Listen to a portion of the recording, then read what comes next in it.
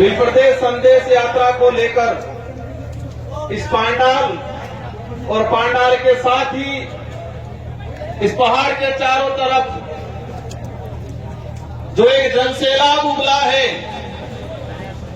वो जनसैलाब राजस्थान, मध्य प्रदेश, गुजरात, महाराष्ट्र और दादरा नगर हवेली की राजधानियों तक, वर्तमान में जो मुख्यमंत्री है उन तक ये आवाज पहुंचेगी।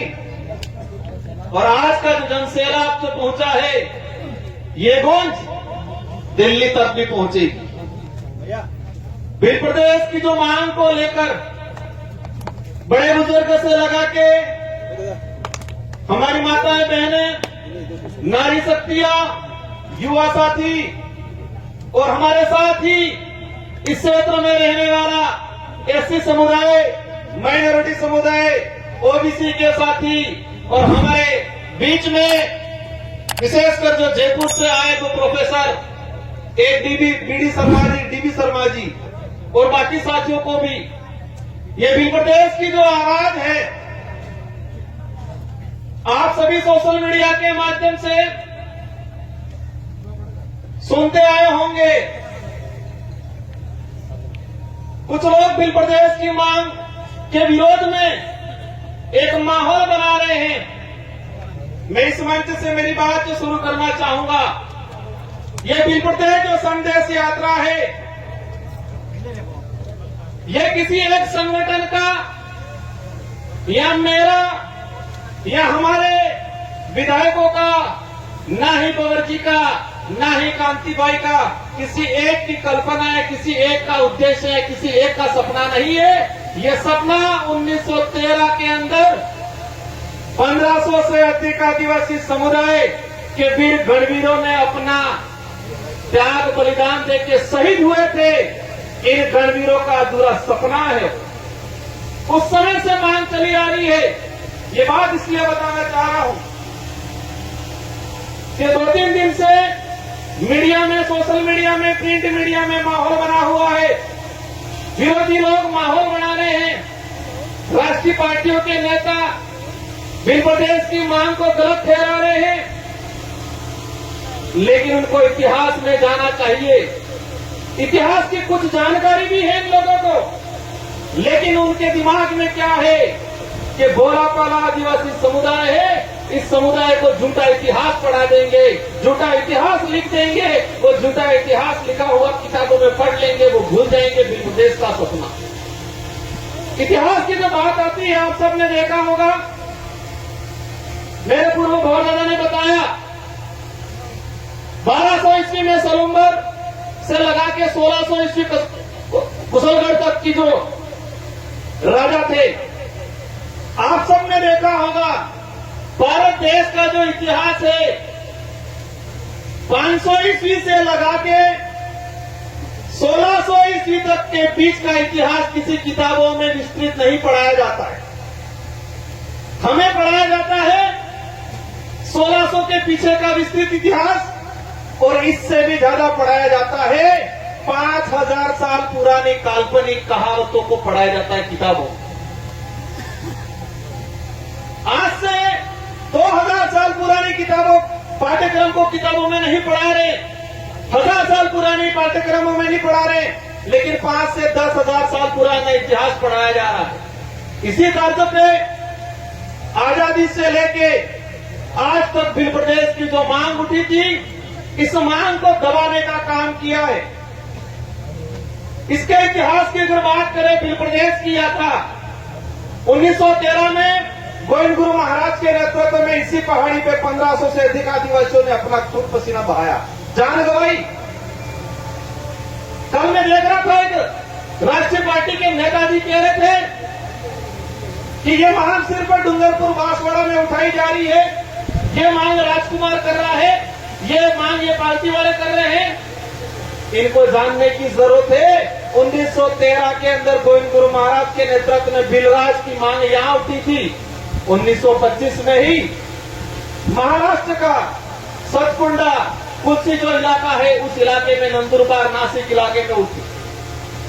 1980 में 1970 में वही सब सतकुंडा जो नंदुरबार नासिक का जो इलाका था, एक रामदास महाराज करके थे और उन्हीं से प्रभावित होके शरद पाटिल एक कॉमरेड नेता था। उस नेता ने उस इलाके के अंदर बिलराज की बात की। आंदोलन चला था 1970 में। 1980 के अंदर 1980 से लगा के 1990 विशेषकर दिलीप सिंह जी भूरिया 7 बार सांसद रहे मध्य प्रदेश से और वो भाजपा के भी लीडर बने थे। इन्होंने बिल प्रोटेस्ट की बात की थी। सोमजी भाई गरासिया गुजरात से, मोदी जी से, सोमजी भाई डामोर गुजरात से आज मुख्यमंत्री जी आते हैं, लेकिन इनसे भी बड़े लीडर थे वो। इन्होंने बिल प्रोटेस्ट की मांग उठाई थी। दिलीप सिंह जी भूरिया, आज वो नेता कह रहे हैं कि राजकुमार मांग रहा है। राजकुमार नहीं मांग रहा है, इस क्षेत्र का एक छोटा छोटा बच्चा बिल प्रोटेस्ट मांग रहा है।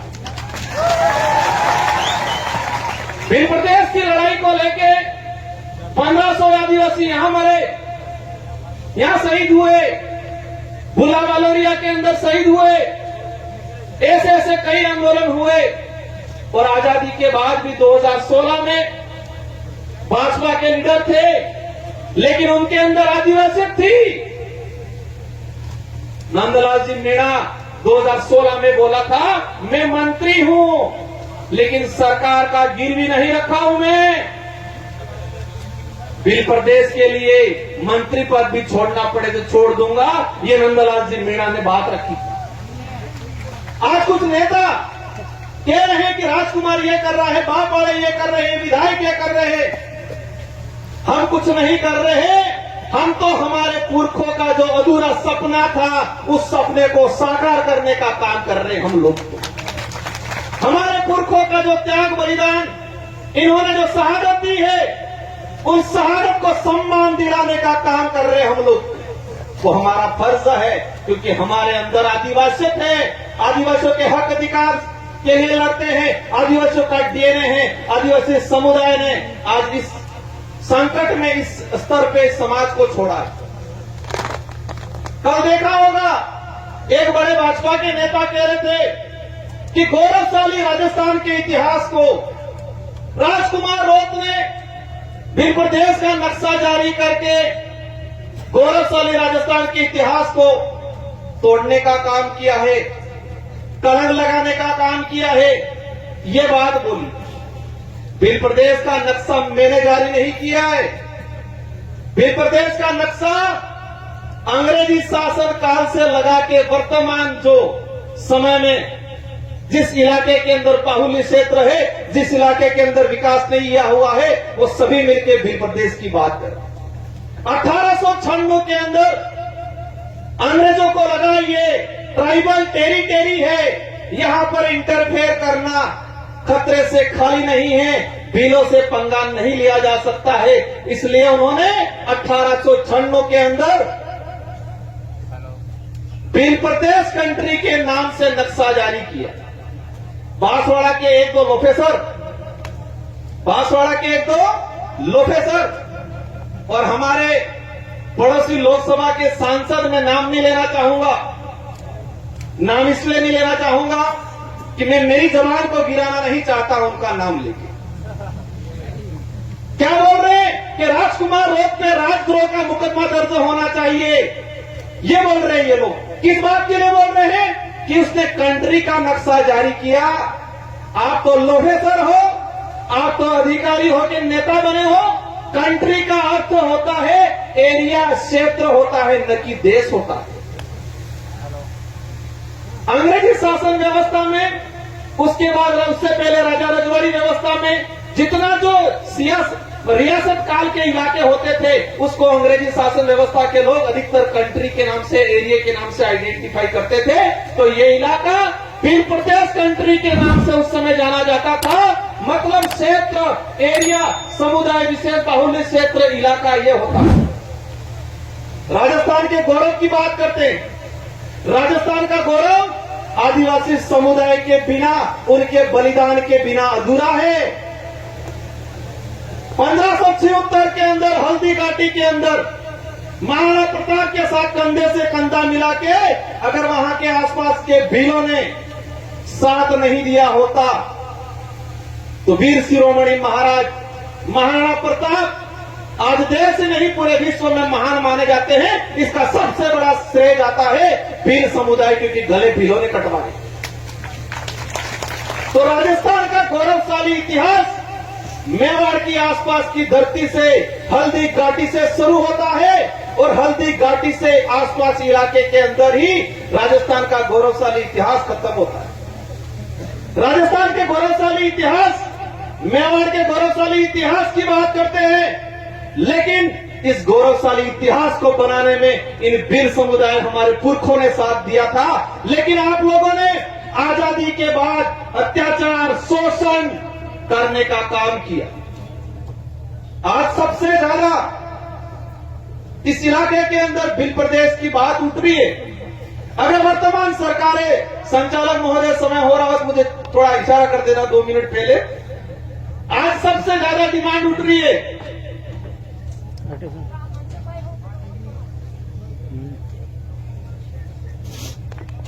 सबसे ज्यादा भिल प्रदेश की जो डिमांड उठ रही है,